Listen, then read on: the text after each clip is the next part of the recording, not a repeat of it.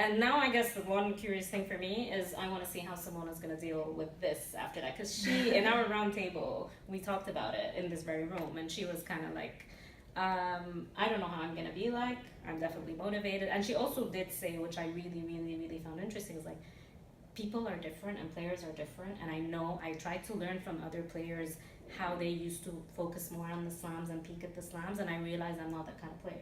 She said, I am the kind of player who I have to win a lot of matches and do well. And the fact that I would beat these kind of players on tour, then I can go to a slam and do it. So I'm just curious to see if she can keep this up. That model works for Rafa fine. Yeah, and thank goodness for that. I mean, honestly, as a tour reporter, thank goodness that you have a world number one who takes, who plays pretty regularly, who takes the tour level events where the spotlight might not be as big as it is at the slams, and really takes it to heart. And I think that, obviously she came into this tournament having made the final in Rome. That definitely helped her. But I think the biggest thing, when we talk about getting those wins over players, I think beating Kerber, I think beating Muguruza, that meant a lot to Simona Halep going into the final. And then to finish off and win your maiden major by beating 3 slam champions back to back to back.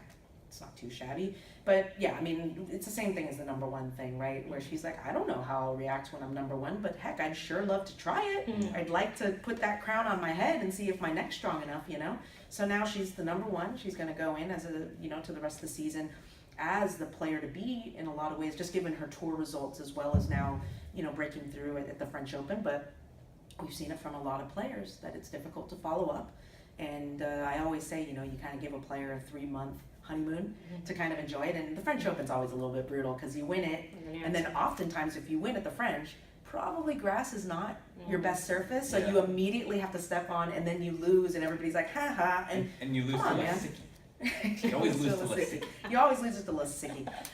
But yeah, that can be a little bit tricky. But I think that at this point, she's 26 years old. Has a lot of experience behind her, and I think that she's gonna enjoy this, and we should let her enjoy it. And yes, Wimbledon is big, and I think that Simona Halep, there's no reason she can't win a Wimbledon. I think that she's shown that. She made the semifinal there.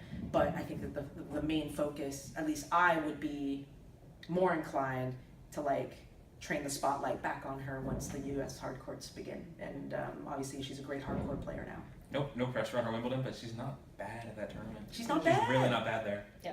And Joe Conta doesn't hit that second serve ace in the tiebreak of last year's quarterfinal. Simona Halep goes on to make the semis, and who knows what happens. And she doesn't lose to Jeannie Bouchard in 2014. She rolled her ankle. Yeah. She rolled her ankle, and so she can do it. I mean, and if what we hope is that this title run imbues her with this confidence that maybe that little extra 10% that maybe she's lacked in the past. Who knows? I mean, I think this is the first of many for Simona Halep. She's never been, in my mind, a one slam wonder or a no slam. That just seems so absurd to think that she would finish her career that way. So there's more to come for Halep. We just have to sit back and wait and see.